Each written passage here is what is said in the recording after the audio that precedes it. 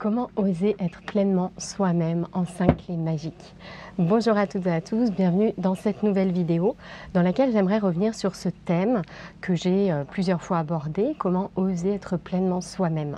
Alors déjà, les circonstances sont particulières puisque je suis en voyage quelques jours sur un bateau.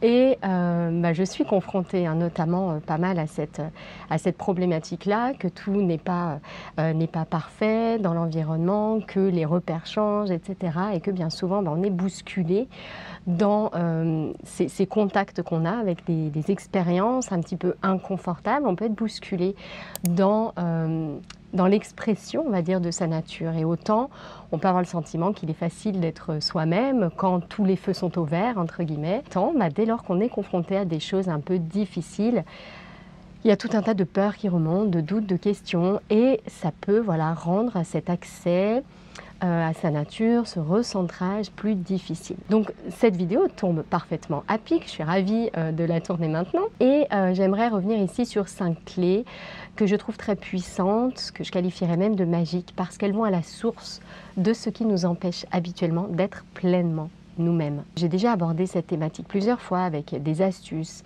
avec des conseils, avec même un témoignage de mes difficultés à être moi-même. Et là, je voudrais vraiment vous partager une sorte de protocole en 5 étapes pour accéder directement à cette puissance intérieure que l'on a parfois du mal à contacter pour réussir à être soi, à libérer quelque part cette authenticité, cette unicité. La première clé que j'ai vraiment envie de vous partager, c'est la clé des mantras. Un mantra, c'est une phrase puissante, une affirmation sur soi, une phrase totem, une phrase, on pourrait dire lumière, une phrase qui nous éclaire, qui apporte vraiment comme une vibration, qui porte une vibration particulière et qui vient réveiller, activer en nous quelque chose de très puissant. Je vous invite vraiment à avoir recours à des mantras, à des phrases totems comme cela. Par exemple, je me laisse baigner par l'amour, traverser par la lumière. J'accède à ma partie divine, je la laisse éclairer mes choix et chaque instant, etc. Vraiment de créer, de trouver ces phrases, de les faire évoluer en fonction de ce qui vous inspire et de vous laisser vraiment réveiller, animer par ces phrases très puissantes. Pour moi, ça, c'est une première clé qui est très très efficace parce qu'encore une fois, elle vient réveiller nos cellules, réveiller, animer quelque chose en nous. La deuxième chose que je vous invite à tester pour oser pleinement être vous-même et encore une fois surmonter ces obstacles qui nous empêchent d'y arriver, c'est de changer de paradigme. Un paradigme, c'est quoi? C'est un ensemble de croyances qui crée comme une grande toile de fond, grande vision qu'on peut avoir de soi, de la vie, du monde, des autres. Et on connaît par exemple cette phrase, nous ne sommes pas des êtres humains vivant des aventures, des expériences spirituelles, mais des êtres spirituels vivant une expérience humaine. Là, vous sentez bien à quel point cette phrase-là vous fait basculer dans un autre univers, une autre façon vraiment de voir les choses. Ici, c'est la même chose. Je vous invite vraiment, plutôt que de baigner dans ce paradigme, cette vision, c'est difficile d'être soi, je vais mettre en pratique des astuces pour y arriver, de changer vraiment de vision et plutôt de vous immerger dans une vision du type « je suis attendue, je suis voulue, je suis choisie exactement pour celle que je suis ». Pas pour ressembler à quelqu'un d'autre, mais pour exprimer ma vibration unique. Et donc vraiment de vous immerger dans ce nouveau paradigme, cette nouvelle vision, en lisant des livres, en suivant des personnes sur les réseaux sociaux qui vous inspirent vraiment, qui vous aident à vous immerger dans cette nouvelle façon de voir les choses. Donc pour moi, ça, c'est vraiment la deuxième clé, très puissante pour enfin oser être soi. Troisième clé puissante, c'est de cesser de le faire pour soi. Encore une fois, comme si on était une petite chose fragile, une victime de toutes nos difficultés, de nos peurs et de nos doutes.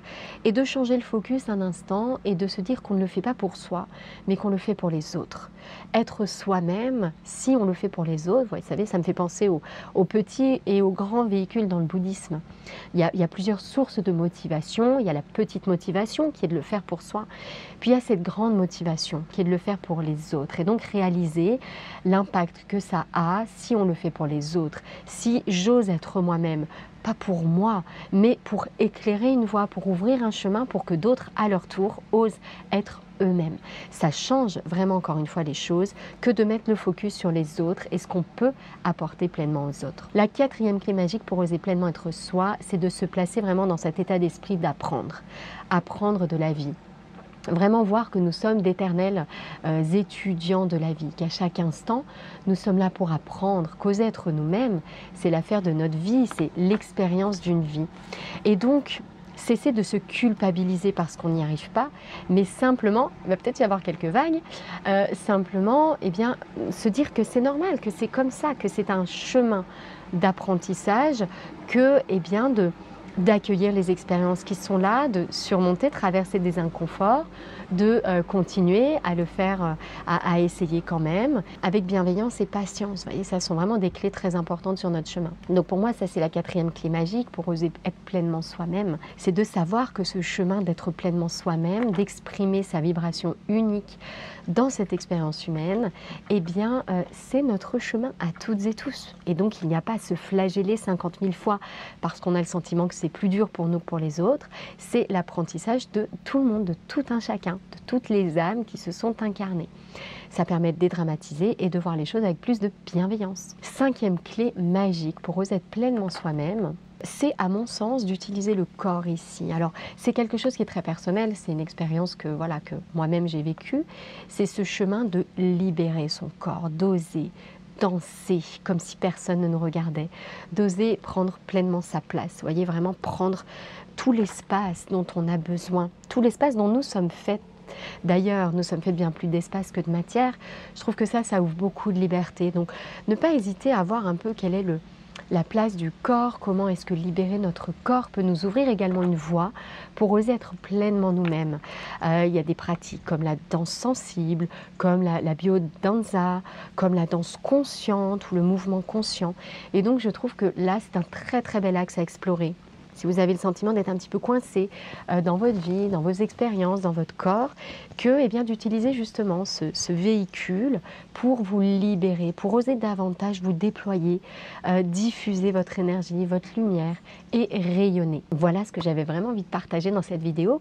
Ça et puis un petit bout de ce beau voyage que je suis en train de faire sur le canal du Midi. Je trouvais que ce paysage était très beau, aussi très inspirant. Et puis encore une fois, c'est, je crois, une façon d'oser pleinement être soi-même, que d'oser vivre des expériences qui nous font sortir de notre zone de confort. J'en ai pas forcément parlé, mais dans cette dimension apprendre, pour moi, il y a ça. Il y a aller au-delà du confortable pour aller aussi partir à sa rencontre, aller à la rencontre de ces zones d'ombre. Et c'est ce qui va nous permettre, en fait, petit à petit, de laisser pleinement notre lumière nous traverser. Si vous avez envie d'aller plus loin, créer la vie qui vous ressemble, vivre cette vie unique, passionnante, inspirante que vous êtes, en réalité, pas aller la chercher ailleurs, mais aller chercher tout cela en vous. Je vais vous mettre le lien en dessous de cette vidéo vers une conférence que je diffuse très régulièrement, 8 étapes clés pour créer la vie qui vous ressemble, parce qu'elle va vraiment vous aider à poser les bases de cette transformation intérieure, parce que le changement, c'est une porte qui s'ouvre de l'intérieur. Merci beaucoup pour votre attention. N'hésitez pas à partager cette vidéo, à me mettre un petit like et à vous abonner à ma chaîne si mes vidéos vous plaisent. Belle journée, à très vite.